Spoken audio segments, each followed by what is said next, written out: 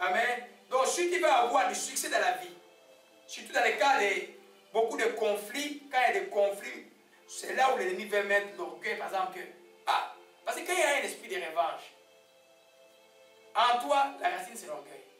Tu veux montrer à l'autre que tu es plus puissant que lui. Parce que celui qui est humble va pardonner. Il va se remettre à Dieu. Il va obéir à Dieu. Celui qui va dire non, non, moi je vais prouver cela. Et tu vas avoir des problèmes de la vie. Alléluia. Le chemin de la gloire des enfants de Dieu, c'est l'humilité. Il faut travailler sur ça tous les temps. Tous les temps. C'est comme un peu... qu'est-ce que c'est le Seigneur me montre là? C'est comme un peu un escalier. Tu vois, tu as travaillé l'humilité, Dieu t'a donné un succès. Au prochain étape de succès, si tu es distrait, tu ne vas pas tenir ferme. Tu vas commencer à te réjouir de ton succès. Il y a un exemple que je vais vous donner aujourd'hui comme un roi là. Amen. Et comme le roi Mancha de Gida. Amen. Il a eu un seul succès. Il voulait faire la guerre. Alors l'autre roi l'a dit, que ton succès ne t'enivre pas, petit. Laisse-moi tranquille. Il n'a pas écouté, il a été battu. On va voir ça après. Alléluia. À chaque fois, il dit, monte l'escalier, examine-toi, demeure dans l'humilité. Et comment on garde l'humilité? C'est simplement en rendant gloire à celui qui a donné la capacité de le faire, en reconnaissant que c'est par Dieu que tu as obtenu ces choses, en rendant grâce à Dieu. Amen. C'est pourquoi les témoignages existent dans l'église. C'est une manière de dire, Seigneur, ce n'est pas par moi, c'est par toi que je viens te rendre grâce. Quand tu commences à rendre grâce, à reconnaître que Dieu, c'est-à-dire que tu sais que toi, tu n'y es pour rien, lui, il t'a donné cela, tu es, monte en bas l'escalier. Et chaque fois, tu montes en rendant grâce à Dieu tous les temps. Et c'est un exercice, c'est des choses qu'il faut faire. Alléluia. Amen. Amen. Gloire à Jésus-Christ.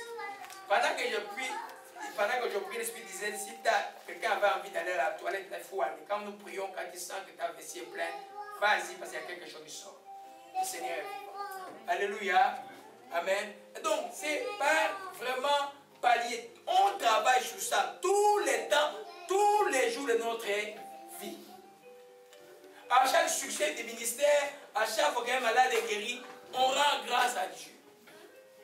On s'attarde plus sur la chose, on avance. Celui qui sait rendre grâce à Dieu ne regarde plus les choses que Dieu l'a donné par après. Il avance. Alléluia. Amen. Et ça, c'est le chemin du succès de la vie. L'humilité, tout le temps savoir rendre grâce à Dieu. Celui qui n'arrive pas à rendre grâce à Dieu, tu dis, hé, c'est moi-même. La Bible dit que dans Ézéchiel 28, Satan était corrompu par l'éclat de sa beauté. Je suis beau. Amen. Tu vois, il y a des femmes qui se disent, je suis belle. Comme je suis belle, je vais tout faire. Non. Amen.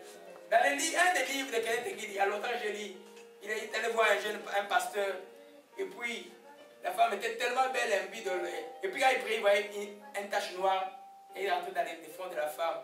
Et puis il est allé prier, le Seigneur lui a dit, c'est les graines de l'orgueil qui est entré là-bas.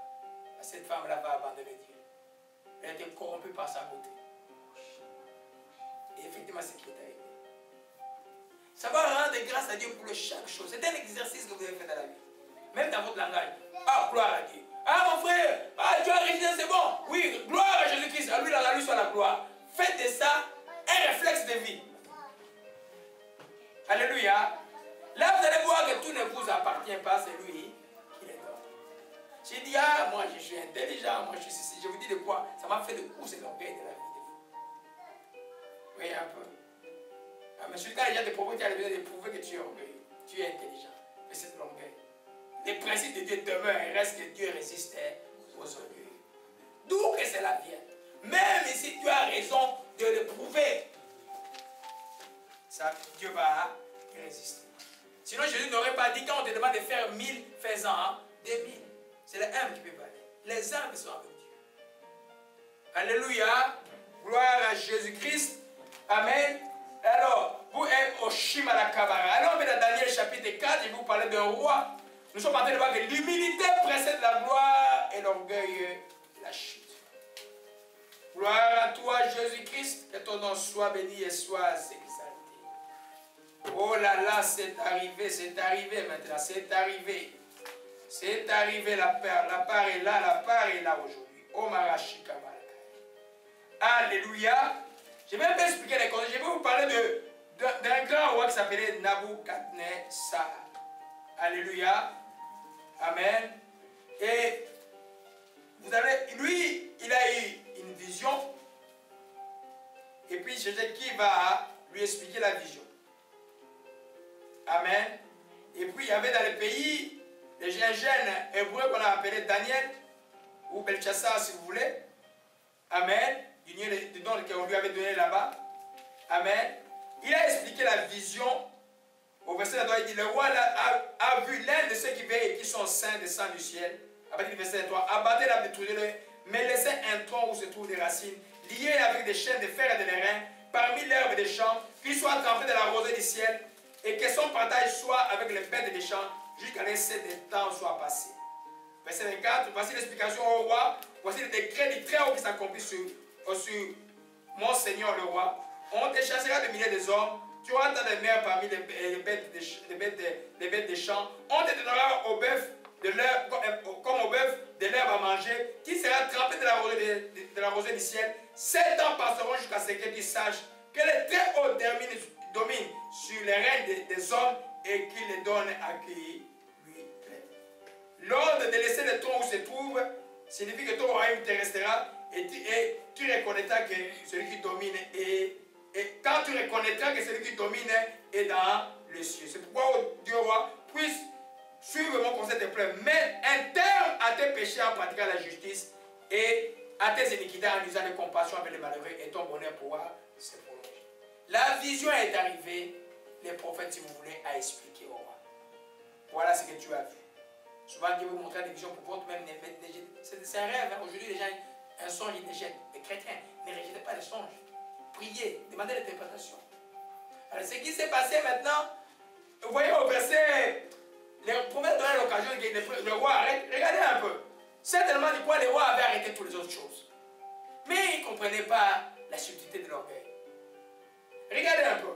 Il dit, si toutes ces choses sont accomplies chez le roi Nabuchodonosor, au bout de 12 mois, comme il s'est promené dans le palais royal, le roi prit la parole et dit, n'est-ce pas ici Babylone la grande que j'ai bâtie comme une résidence royale, par la puissance de ma force, par la gloire de ma magnificence.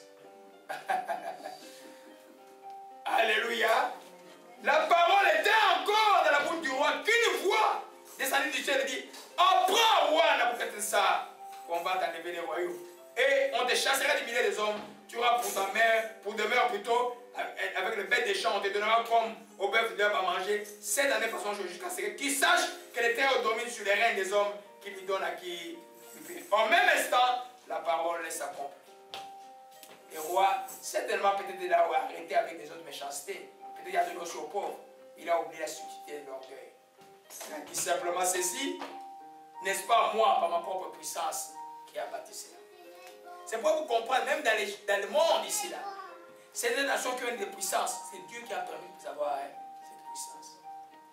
S'il reste dans cet orgueil, Dieu subitement va les frapper, ils seront à terre.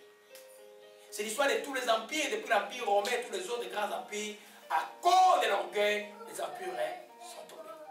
C'est l'histoire de tous les dictateurs, même si on peut appeler les bons dictateurs, à cause de l'orgueil, tout est tombé. Dieu résiste aux orgueils. Vous pouvez trouver dans le monde quelqu'un qui n'est pas chrétien, mais il a un sens d'humilité dans la vie. Comme vous pouvez trouver dans le monde des chrétiens qui sont imbus d'orgueil. Je suis chrétien, il faut. Vous voyez un peu? Alléluia. Amen. Donc l'orgueil est très très subtil. Le roi n'a pas écouté et Dieu a frappé. La chose qui s'est passée, il a passé 7 ans comme un animal et jusqu'à ce qu'il ait reconnu qu'à Dieu la gloire, à Dieu l'honneur, à Dieu les succès. Amen. C'est pourquoi je disais que dans l'humilité, si tu sais rendre grâce à Dieu, rendre gloire à Dieu, reconnaître les choses que Dieu a fait dans ta vie, tu vas prolonger ton succès. Alléluia. Amen. Les rois, vous savez pourquoi les rois, Dieu leur a donné une punition? Parce que Dieu l'utilisait pour punir son peuple, pour que son peuple se corrige. Et le Daniel était se protéger. Vous comprenez un peu? Amen. Donc, chaque fois, Dieu va te résister, il va permettre certaines choses de demeurer en toi, jusqu'à ce que tu comprennes que, oh mon Dieu, merci. Amen. Alléluia. À l'excellence de la grandeur que Dieu t'accordera, faites attention à l'orgueil. Des fois, il peut te prévenir de l'orgueil en mettant des chardes, comme il a mis à Paul. Paul, ce qu'il a vu, je ne souhaitais jamais que ça m'arrive à qui que ce soit ici. Hein. Amen. Mais Paul a vu l'excellence. On parle de cieux là, il est allé au 3e ciel. Il n'a jamais été disciple de Jésus qui dit tant où Jésus vivait sur la terre. Les choses qu'il a eues, la connaissance qu'il avait de la pensée de Christ était supérieure à tous les apôtres. Pierre l'a reconnu. Et Pierre a dit, la sagesse qu'on a donnée à notre Pierre, frère Paul, qui est beaucoup tordait l'essence. Vous comprenez un peu? Mais Dieu l'a mis. Il est écrit que Dieu a mis les champs devant pour que je ne puisse pas m'orgueillir. Vous comprenez que chaque succès dans ta vie, chaque chez la grande option là, il y a un piège. Laissez Dieu te donner ce qu'il veut pour toi. Alléluia. Je suis allé à Toronto une fois là, quelqu'un dit, ah, je veux que Dieu me donne.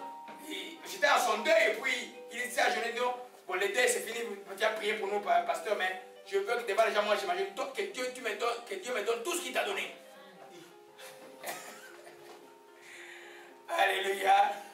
Je dis, bon, c'est les enseignements, il y a qui enseignent comme ça et puis les gens suivent. Je dis, non, moi je vais te donner, je vais demander à Dieu de te donner ce qu'il a prévu pour toi. Alléluia. Il y a toujours une écharpe. C'est pourquoi des fois certaines choses sont dans ta vie comme une écharpe pour te faire grandir. Parce que ce que Dieu t'a donné est grand. Alléluia. Parce que si Dieu t'a donné quelque chose de grand et que toi tu as l'orgueil dans le cœur, en dehors la chose ne te sera plus profitable. Il ne va pas te reconnaître. Parce qu'il va résister aux orgueils. Alléluia. Vous connaissez que le roi Hérode aussi a été rongé par les vers. C'est l'idée de vermine que j'avais en tête quand l'équipe était venue. Vous voyez un peu? À cause de l'orgueil. Amen. À cause de l'orgueil d'abord des convives, il a tué un prophète qui était Chaman. La Bible dit que lui, il a donné sa parole. Maintenant, à cause, parce qu'il il voulait tenir sa parole par orgueil humain, il savait bien que Jean-Baptiste était innocent. Il aimait même Jean-Baptiste, il aimait écouter. Parce que Jean-Baptiste lui disait, il n'était pas permis d'avoir la femme de son frère. Mais la femme là, qui avait l'esprit de Jézabel et Hérodiade, détestait le prophète. Alléluia. À cause de l'orgueil, il a donné à cause une jeune fille a dansé, et puis il a promis, il voulait lui révoquer. Vous voyez un peu? Ça c'est un serment orgueilleux. Ne faites pas des serments. Amen. À cause de ça, je ne sais pas où est-ce qu'il est aujourd'hui là. Alléluia. C'était la première faute. La deuxième faute, c'est exactement comme Nabucodonosor. Il a fait un discours. Les gens disent, oh, non pas la voix de Dieu, ça c'est la voix. Hein? C'est pas la voix des hommes, c'est la voix de Dieu. Et l'ange a frappé Dieu. Rongé par le verre, exactement. Et directement contre. Alléluia. C'est une telle qu'il faut repousser. Une telle, ça que tu vois que il y a l'élément de comparabilité aux autres commence à entrer dans ton cœur là. Il faut repousser ça vite. Alléluia. Amen. Tous les jours, nous devons travailler sur l'humilité. Tous les jours sur l'humilité. Tous les jours. Alléluia. Amen.